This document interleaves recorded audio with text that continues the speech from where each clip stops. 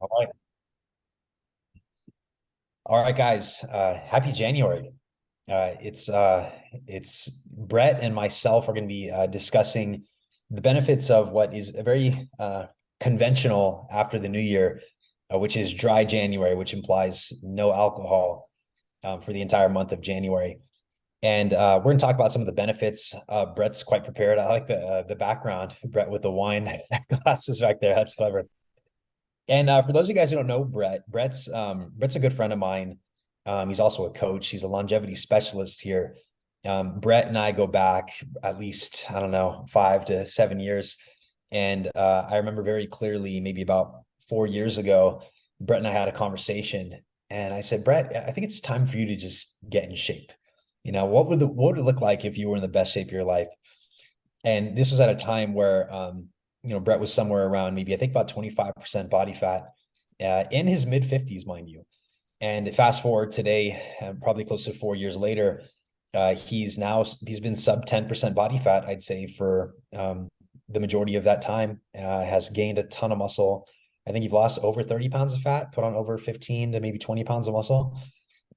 His arterial age is now that of some guy in his mid 20s. Brett's this type of guy that I think we should all aspire to be.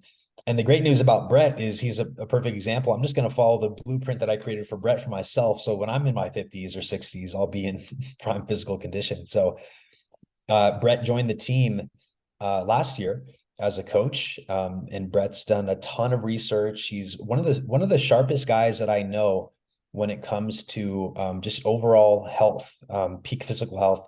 And I love that he's an example of this. So Brett's our longevity coach, and he's some guy that can help you guys with understanding not just maximizing diet and training, but how to like interpret your blood work, ways to improve your testosterone levels, basically live a much more robust life. So thank you guys all for being here. And I'm going to go ahead and turn it over to Brett for just a minute. And Brett, you and I can just kind of piggyback back and forth with certain distinctions over maybe the next 20 minutes or so, if that works. And then towards the end, if you guys have any questions, there's any distinctions you guys want to make, feel free to just jump on in. Okay, great. Well, thanks for that introduction, Will. And hi, everyone. Today I want to discuss our Dry January challenge, no alcohol consumption for 30 days. And I think you'll learn that this challenge is extremely beneficial, specifically in your body recomposition pursuits. I've organized our discussion into 3 sections. I'd like to first talk about why we drink socially and what the general medical opinions are regarding moderate alcohol consumption. Next, we'll get into the composition of alcohol and what happens to the body on an acute basis. And then in section 3, we'll spend some time looking at how drinking specifically interrupts our health and fitness body recomposition progress. So let's get started. In section 1, let's discuss why we drink. Among other reasons, it's social, it's relaxing, it changes the way we feel, it can be done to celebrate or to toast someone's good fortune. It can complement a meal, and some people even claim alcohol like red wine containing resveratrol provides antioxidant properties and may lower LDL or bad cholesterol. Let's clear this misconception up first. The National Institutes of Health states that it is not possible to absorb the recommended therapeutic dose of resveratrol by drinking wine or through dietary sources. Furthermore, drinking may have the opposite effect on cholesterol and triglycerides, as we'll discuss a bit later. Alcohol use is prevalent in American society. According to a 2019 NIH, or again, National Institutes of Health study, 86% of Americans age 18 or older reported that they drank at some point in their lifetime. Interestingly, alcohol was outlawed by the 18th Amendment to the U.S. Constitution in 1920. People at that time recognized the potential harm that alcohol would cause. However, in 1933, so 13 years later, the 21st Amendment was passed and it reversed the 18th Amendment. What do health professionals advise regarding alcohol consumption? The Center for Disease Control states that alcohol consumption is associated with a variety of short and long-term health risks, which increase with the amount of alcohol that you drink. For some cancers, like colon cancer, the risk increases at a very low level of alcohol consumption, even less than 1 drink. The CDC Dietary Guidelines for Alcohol recommends that adults of legal drinking age can choose not to drink or to drink in moderation. For men, that means less than 2 drinks in a day that alcohol is consumed. And by the way, a serving size of wine is 5 ounces, not 7 and not 9. But they also state that if you do not, they do not recommend that individuals who don't drink start for any reason. And then if you choose to drink alcoholic beverages, drinking less is better for your health than drinking more. But even moderate alcohol consumption advice depends on the person's health status and goals. For instance, alcohol should be eliminated or restricted for people with high blood pressure that are on medicine to control that, diabetic people, pregnant women, cancer patients, teenagers, people with problems consuming alcohol in moderation. And I would argue, and really the point of this presentation is to add to this list, people who are committed to physical fitness, either amateur or professional, including body recomposition enthusiasts who are working hard to control their weight, their fat loss, and their muscle building, and their longevity biomarkers. One more note on moderation. Alan Aragon told me that 1 in 10 people in the US will get involved with overconsumption and abuse. That's 13 million Americans who are classified as alcoholic. And a recent NIH study showed that 2 out of 3 drinkers exceed moderate drinking guidelines, at least in the most recent month. So anyway, it's very common or easy to understand that too, again, because the serving size for a wine drink is just 5 ounces, where often if I will pour myself a glass of wine, it would probably look more like 9 ounces.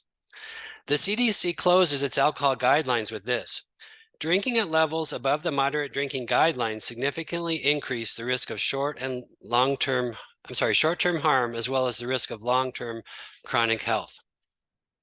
Now let's get into section 2. What is alcohol and how does the body react to it acutely? Alcohol's active ingredient is ethanol, which is produced by yeasts when they digest sugar in certain carbohydrates, such as grapes, i.e. wine, or grains, i.e. beer and spirits. Alcohol contains 7 calories per gram, second only to pure fat, which has 9 calories per gram. A 9-ounce glass of red wine contains 217 calories. What is ethanol? Ethanol is toxic, flammable, and dissolves in water. It has many uses besides alcohol, such as fuel, vinegar, and hand sanitizer. ScienceDirect.com states that alcohol creates acute central nervous system depression, leading to sedation, slurred speech, impaired judgment, uninhibited behavior, euphoria, and impaired sensory and motor skills. That's just for starters. Because alcohol is detected by the body as a toxic molecule, the body has no place to store it. And so as a result, it's forced to prioritize the breakdown of alcohol over all other metabolism of macronutrients, fat, protein, and carbohydrates. It essentially puts normal body metabolism in prison. A little euphoria in exchange for slurred speech, that doesn't seem too bad, right? Wrong. Now let's move into section 3 and go through how alcohol specifically damages our health and stops our body recomposition pursuits. Alcohol insults and degrades our brain and especially our liver, and it's linked to certain cancers, insulin resistance, which is a precursor to diabetes, and chronic inflammation, a hallmark of poor health and aging. But I want to focus specifically on alcohol's impact on body recomposition objectives. They include the 3 big body recomp penalties: sleep, fat metabolism, and appetite. First, with regard to sleep, we identify this as one of our pillars of longevity. We understand that not only are 7 to 9 hours of quality sleep incredibly restorative, especially with the demands imposed by weightlifting, but that the opposite is true too. Poor sleep quality is directly correlated with significant health problems and increased mortality risk. Booking quality sleep is essential to help you recover from the healthy stress that's created by lifting weights. According to the Sleep Foundation, a 2018 study revealed that low amounts of alcohol decrease sleep quality by 9%. Low amount is defined as less than 2 drinks for men. Moderate amounts of alcohol reduce sleep quality by 24%. Moderate is defined as 2 drinks for men. Again, that's 5 ounces of wine in a drink. High amounts of alcohol reduce sleep quality by 39%. High is defined as more than 2 drinks. In addition, in a 2021 National Institutes of Health study of young male adults, average age 21, they were deprived of sleep for a night, and it was measured that muscle protein synthesis reduced by 18%, testosterone reduced by 24%, and cortisol increased by 21%. So as you can see, and again, cortisol is our stress hormone. So as you can see, this cascades into other pillars of longevity, which are exercise and stress management. The second penalty, fat metabolism, is a key thing that body recomposition is concerned with. As I previously mentioned, the body puts all of its metabolism functions on hold while it works on breaking down the alcohol toxins. What this means is alcohol can shut down fat burning for up to 12 to 36 hours. But even worse than not being able to metabolize our fat, overconsumption of alcohol can cause the liver to create more cholesterol and fat, which typically distributes in the midsection as visceral fat. And you've heard this referred to as the beer belly. As a third penalty, which insults nutrition, our last primary longevity pillar, appetite is affected negatively. Drinking alcohol inhibits the effect of the hormone called leptin, which its purpose is to suppress appetite, giving us the feeling of feeling full or satiated. Said another way, alcohol consumption activates hunger in the brain, even though you got a bunch of calories from the drinks. This leads to increased appetite, but with reduced defenses to control your portions. So in other words, you're more likely to eat too much of whatever is in front of you. In conclusion, with dry January adherence, you will find that you'll sleep better, burn fat more efficiently, and be able to adhere to your weightlifting and diet plans due to quality sleep, proper hormone regulation, and normal metabolism. To me, the key is to understand your fitness and your health objectives, know what is helping you, and know also what is getting in your way. Having 1 to 2 alcohol drinks a few times a week during your body recomp may likely result in a 24% decline in sleep quality, a 12 to 36 hour or ongoing delay in your fat metabolism, disrupted muscle protein synthesis or muscle building signaling, cortisol, which is our stress hormone, increasing, and testosterone, or your tissue building hormone, reducing, and finally, the double whammy of empty high caloric intake along with hunger stimulation with reduced inhibitions to control your portion size. Dry January is an integral part of Will's Recomp Blueprint protocols because it allows you to avoid significant fitness penalties and effectuate positive improvements quickly and sustainably. I often include a thought-provoking quote in my Zoom calls, and for this topic, I will quote the World Heart Federation. Our position is that studies showing a significant cardioprotective effect of alcohol consumption have by and large been observational, inconsistent, funded by the alcohol industry, and or not subject to randomized control. Furthermore, any potential cardioprotective effect is negated by well-documented risks and harms, rendering our judgment that no amount of consumption can be considered good for the heart. That's a sobering longevity quote to consider. And so that's the end of my prepared comments. I don't know, Will, I didn't give you a chance to jump in there and piggyback, but if you want to add in right now, that'd be great. Yeah, so Brett, that was very informative. There's actually some things that I learned in there. I wasn't aware of the percentages of the sleep disruption, which is very interesting because, as we all know, the quality of your sleep dictates so many things, from improving your metabolic rate to the ability to actually like repair your muscle tissue, even just the restorative aspects of sleep from a longevity standpoint. So I didn't know those percentages. That's fantastic. So once again, I appreciate all the insight on there. I'm going to just kind of give my spin on dry January, and really just kind of break this down from almost like a like just kind of holistic perspective. All of us just came through the holidays, and I don't know any single person who has their nutrition and buttoned up at a high level during kind of like Thanksgiving to around New Year's. It's typically a time where there's a lot of holiday parties. We're over gluttonous in some cases with eating sweets. I know I was. And even alcohol. That's not really one of my Achilles heels, so I don't really drink much alcohol. I did have a toast on Christmas Day. And I had, I think, a glass of wine on Thanksgiving Day. Other than that, I had no more than two drinks, during the entire holiday.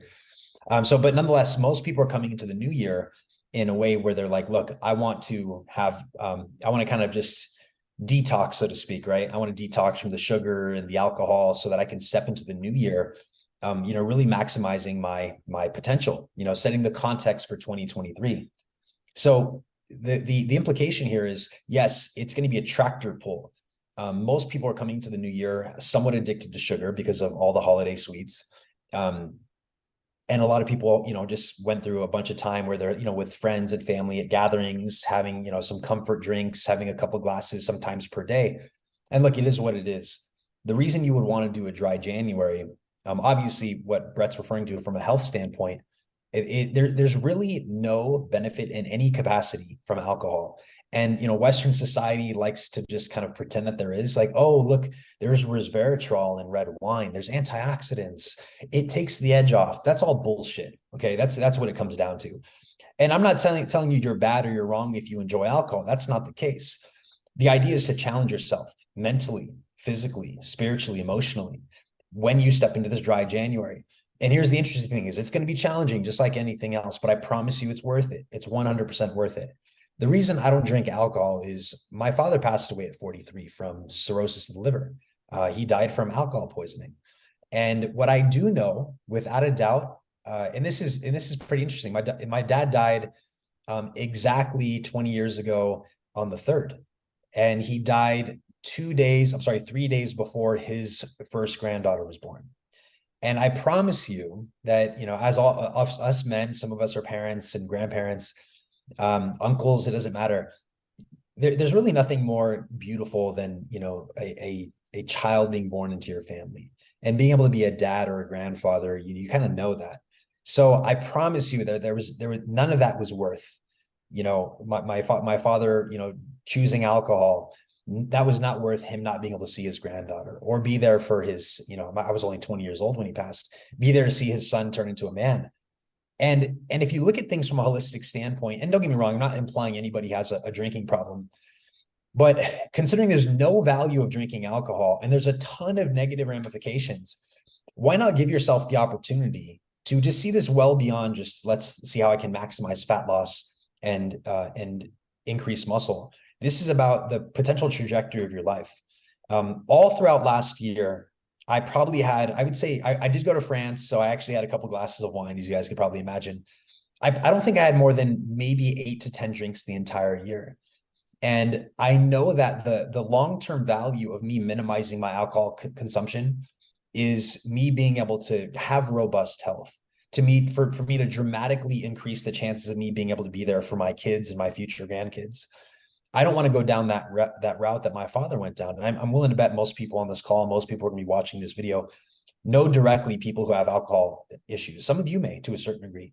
If you're drinking maybe two drinks a day, and that's a problem. It's not something that you should think like, oh, well, this is okay because my buddies do it. It's not. If you allow yourself to have alcohol on a frequent basis, you can lie to yourself and say like, hey, it's okay. Like, no, it's fine. This is what I need. This is my go-to, like it's really not okay if you're being honest with yourself, because people are paying the price. You're taking away from your health. You're significantly increasing your chances of disease, from liver issues to kidney issues, heart issues, cholesterol, blood pressure. It's just, you're poisoning yourself if you do this on a frequent basis. Now, the reason, once again, go back to dry January, is let's just interrupt this pattern. Let's interrupt this pattern and see what happens at the end of it. You may be craving alcohol this week or next week, but I promise you, if you stick with this, come January, at the end of January, you're going to realize, you know what? I really didn't need the alcohol like I really thought I did. And then if you push into maybe going another month, and then you turn it into going for the whole quarter, that's how people stop drinking alcohol. They just they take it 1 week at a time, then 1 month at a time, and then maybe 3 months at a time, and then a year at a time. And when my uncle and my father were about a year and a half apart, and after my father died at 43, my uncle, who was 41, he decided he is not going to have any more alcohol. And he stopped cold turkey after my father was diagnosed with liver cirrhosis. So I believe he stopped at 40. So he just celebrated his 20-year anniversary of no alcohol. My uncle, who's now, he's 60 years old. He just celebrated his 60th birthday. He has robust health. He has mental clarity, and he will be a grandfather. And he's going to, he's significantly increasing his opportunity and chance to living a much more robust life. He's also in good shape. So going back to the facts of, visceral fat and being able to, improve your overall health quality from a body recomposition standpoint, these are the obvious things. But if you look at things from a holistic standpoint, there's really no tremendous value in any way, shape, or form by going down the route of having alcohol. And again, I'm not telling you, if you do have alcohol periodically, you're a bad person. That's not the case. I'm just saying it's important to take a look in the mirror and say, what do I want my life to look like? And if I want to have robust health, if I want to be here for my family in the most beneficial way, I mean, there's only minimizing, drastically reducing, potentially even eliminating alcohol can be one of the best things that you can do for yourself. So that's my spin on this. I hope it's been valuable for you guys. And I encourage you to really take a look at like what would be beneficial if I really stuck to this for a month. And then at the end of the month, take a look at it and say, like, maybe I want to push this another month or maybe 3 months, and then just kind of take it, day by day. And if you do, end up going back to alcohol in some way, shape, or form, don't make yourself wrong before. Just become aware. The important thing to do is to take a look at like, what is the value? What is the value of me doing this? And for me, yeah, there's tremendous value. So I always talk about why stacking. Why is it important to not drink? For my health, for my family, for maybe even financially. I mean, alcohol is not cheap.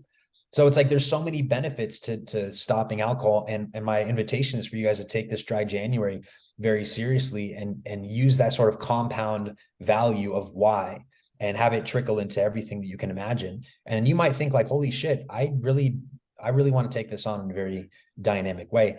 And, allow me and, Brett and some of the other guys to, support you in taking on this dry January to the point where it's just no longer a temptation. The funny thing is I have alcohol at my house. I have a lot of it actually. And I haven't had any. I have it for recreational purposes. Some people by default gift you a bottle of wine or a bottle of scotch for the holidays, and I just don't drink it. But when people come over, I'll offer them a drink on occasion because I just have this alcohol here and it's sitting in my cabinet. But my point is, take it on very seriously, and really just use this year as a way to reinvent your health in as many ways as you can, and look for these little wins that you can make happen. And maybe, cutting out alcohol isn't a little win. Maybe it's a significant win. Maybe it's the win that you really need. So that's all I got for you guys. We'll open up the floor for any questions or comments or concerns.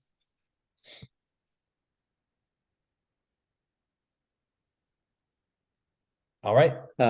Yeah, this is me. This is Jaime. Thank you, Brett, for bringing into awareness about alcohol consumption. That's so important. As Will was talking about his dad, it brought me back to my father too. My father died from pancreatic cancer and liver cirrhosis.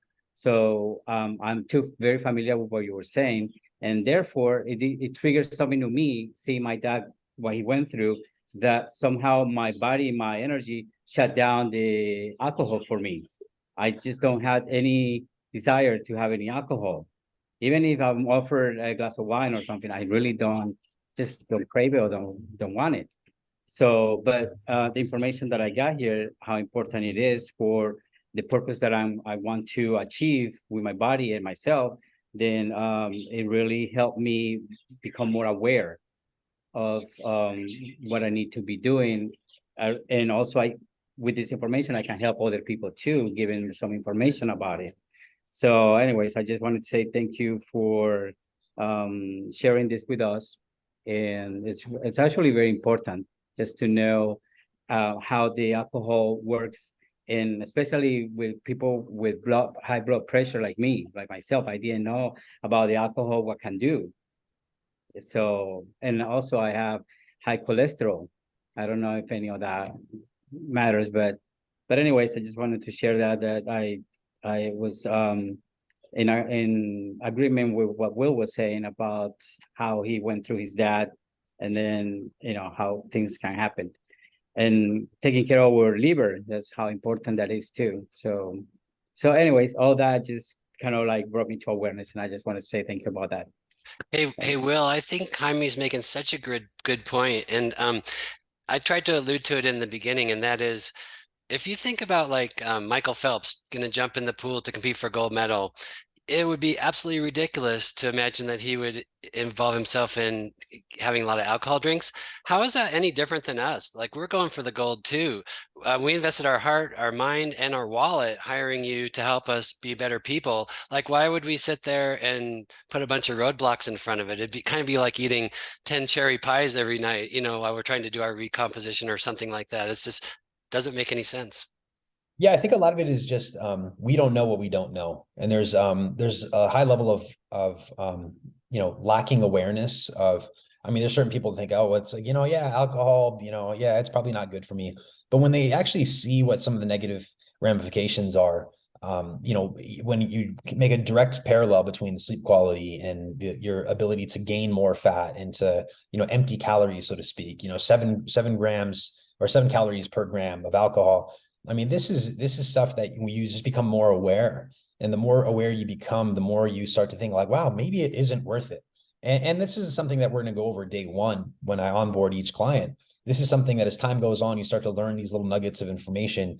So my job with coaching all of you is to be able to support you in gaining awareness of certain things so that you can live a much more robust life. And again, it's not like, hey, we're like, I mean, it might sound like we're demonizing alcohol, but that's the point of this live, to understand like why you want to stick to a dry January. But the awareness is going to give you the opportunity to decide if that's something you want to continue to do. Like I said, I mean, again, it might sound like I'm demonizing it, but I did have probably 10 drinks in the past year. It's like, oh, Will, why would you have that? Well, I mean, sometimes I think that there's not like a bad thing. Like there's, my brother-in-law got married. And during his bachelor party, he had a really expensive bottle of whiskey. And I was like, what the hell? I'm not going to be that guy. He's like, well, I'm just going to have a little bit of water. You guys, cheers. I mean, I looked at it for what it was worth, and I saw that there wasn't any sort of, like significant, problem with me having a shot of, this really expensive whiskey or having a glass of wine when I'm in Italy or France rather, with my family. Like that, those for me, I justified it and it was okay for me. You have to determine what's going to be for you, but it's important to become aware of the knowledge and sort of the, the potential harmful effects of alcohol, not just from like oh yeah, I know about that. No, but it's like, really know about it, really understand how it does affect your body. And let's see what happens. If everybody here gives it a shot and at the end of January, they feel better, they look better, they have more energy. It's something that I encourage you to stick with, for a little bit longer and then a little bit longer and see how long you can push it. And if you do decide to go back to drinking alcohol, don't make yourself bad, become more aware. And the greater the awareness, I think the better opportunity we have at really determining if this is something that we want to continue to push. So that'll about sum it up, guys. It's been about half an hour. Thank you guys for tuning in. We'll go ahead and stop the recording, and then we'll go ahead and upload this in the resource guide for you guys to have access to in the future. So thank you guys for tuning in. Let's have a great week, guys. We'll talk soon. Thank you. Thank you. Thank you. Great. Thank you. Have a great day. Take care.